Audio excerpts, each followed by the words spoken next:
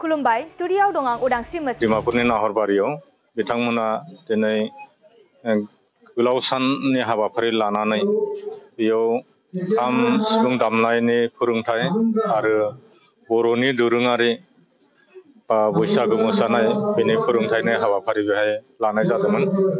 बेनि दिनै नाहरबारिनि बे लोक्षि मन्दिराव माइनाव मन्दिराव दिनै जोबथा हाबाफारि बे जोबथा हाबाफारियाव बिथांमोना जोंखौ आलासि महरै लिंदोंमोन।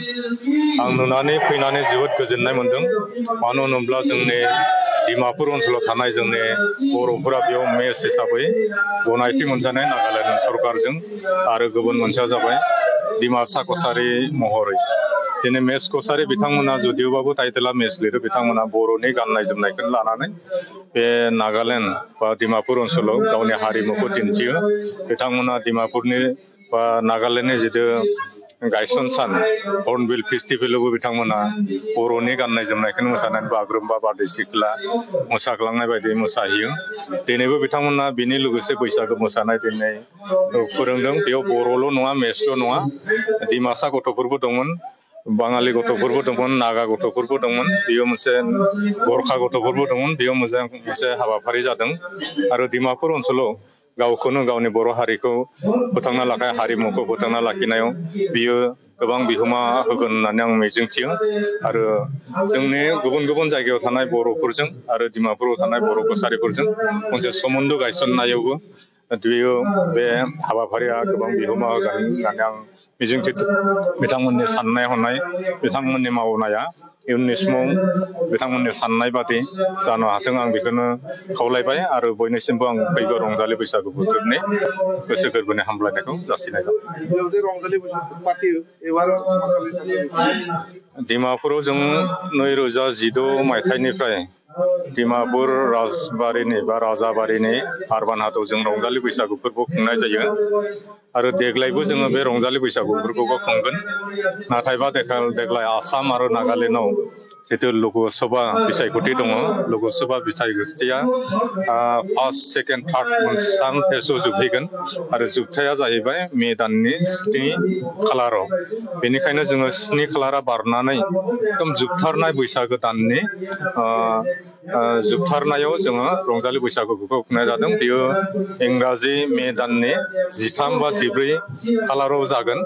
बेनिखायनो जोङो बेनि थाखाय दिनै बिनि रायजो राजाफोरखौ फोरमायदों आरो जोङो खम समनि गेजेराव जोंनि आगोलनि थाखानाय जितु बेनि सामलाय आफाद बा खुंफुं आफादनि गेजेराव जों जिरायनानै बे रंजालि बैसागु फोरबोनि डेटखौ जों फोसावगोन आरो रायजो राजाखौ बा जोंनि गुबुन गुबुन जायगानि आलासि डिमापुरखौ मोजां मोननाय, बर' हारिखौ मोजां मोननाय, डिमापुराव फैनो लुबैनाय बिथांमोनखौ जोङो बे मिडियानि गेजेरजोंनो जा नोंथांमोननि चेनेलनि गेजेरजों बा जोङो मारै हायो जों ससियेल मिडियानि गेजेरजोंबाबो बिथांमोनखौ हांख्रायहरनाय जादों। আজি এই চেনেল যোগেদি মই এটা ক'ব বিচাৰিছোঁ। মোৰ নাম প্ৰভাত মেচ, মই ডিমাপুৰ নিবাসী আৰু আমাৰ এই লক্ষী মন্দিৰৰ ভিতৰত আজি মই কৈ আছোঁ।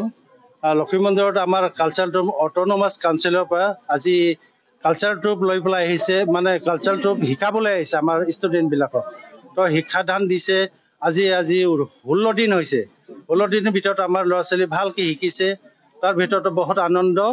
তাৰপাছতে আমাৰ যোনটো অট'নমাছ কাউন্সিলৰ EM আহিছিলে, তাৰ লগত টিম আহিছে, অফিচাৰসকল, সদস্যসকল আৰু বহুত আনন্দ। আজি আমাৰ শিক্ষাদান দিয়াৰ পিছতো চাৰ্টিফিকেট প্ৰদান কৰিছে। আমাৰ ইণ্ডিভিজুৱেল যিমান ল'ৰা ছোৱালীয়ে শিক্ষা লৈছিলে বা কালচাৰেল ট্ৰুপছৰ সেইটো শিক্ষাদান দিওঁতে মানে কোনো ভুল বুজাবুজি নহয় পেলাই ভালে ভালে আজি শিক্ষাদান লৈ পেলাই চাৰ্টিফিকেট প্ৰদান কৰিছে, চবেই গ্ৰহণ কৰিছে। আমি বহুত ডিমাপুৰবাসী বা ডিমাপুৰ লক্ষী মন্দিৰৰ চাইডৰ পৰা বহুত আনন্দিত আৰু এনেকুৱা সদায় আমাৰ নিজৰ কালচাৰটো বচাই ৰাখিবলৈ কাৰণে মই বহুত আশা ৰাখিছোঁ। আৰু আগন্তুক দিনত আৰু ভাল হওক আমাৰ ল'ৰা ছোৱালী আৰু আমি এনেকৈ চলি থাকিবলৈ বিচাৰিছোঁ। আমাৰ ৰাজবাৰী যেনেকৈ আৰমান হাট আমাৰ এটা গভৰ্ণমেণ্টৰ এটা ইনষ্টিটিউটে আছে, এটা গ্ৰাউণ্ড আছে, তাত আমি আইচাকো কৰোঁ, বৈশাখো কৰোঁ।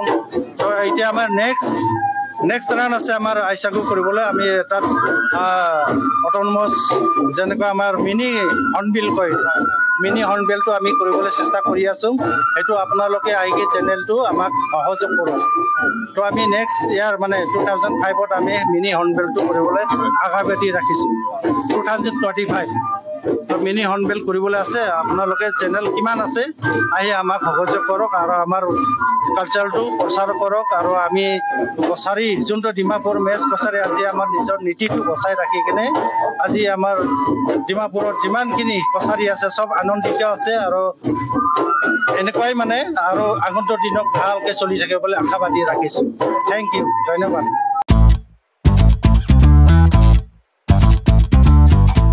गोजोनथाव खौरां नोंथाङा नोंथांनि गला एबा अफिस फसंथानफोरखौ जोंख्लाब-माख्लाब साजायनो गोसो गैया नामा नोंथांनि गलाफोरखौ बायदि बायदि रोखोमनि जोंख्लाब-माख्लाब खालामनानै साजायनो थाखाय क'क्राझार नोगोरनि सिङाव थानाय गौरां भेलि हटेल साखाथियाव सानिक्य आर्ट एन्ड डिजाइन गलाया लानानै फैदों बायदि बायदि रोखोमनि आर्ट डिजाइन क'क्राझार नोगोरनि सिङाव थानाय गौरां भेलि हटेल साखाथियाव सानिक्य आर्ट एन्ड डिजाइन गलाया नोंथांमोननि थाखाय लानानै फैदों नोंथांनि गलाखौ जोंख्लाब-माख्लाब खालामनो गोबां रोखोमनि आर्ट डिजाइन बेफोर आर्ट डिजाइनफोरनि गेजेराव दं 3D signboard 2D signboard acrylic trophy SAP panel name plates retro reflective signboard neon साइनबोर्डफोरनि आर्ट डिजाइनफोरखौ नोंथाङा सानिक्य आर्ट एन्ड डिजाइन गलानिफ्राय मोनफुंनो हागोन बेनि अनगायैबो इनग्रेविं सार्भिस आर्क्राइलिक लेटार काटिं MDF जाली काटिं लोगो ग्राफिक्स डिजाइन आरो कास्टमाइज गिफ्ट आइटेम्सफोरखौ नोंथांमोननि गलानि थाखाय सानिक्य आर्ट एन्ड डिजाइन गलाया लानानै फैदों आर्ट डिजाइन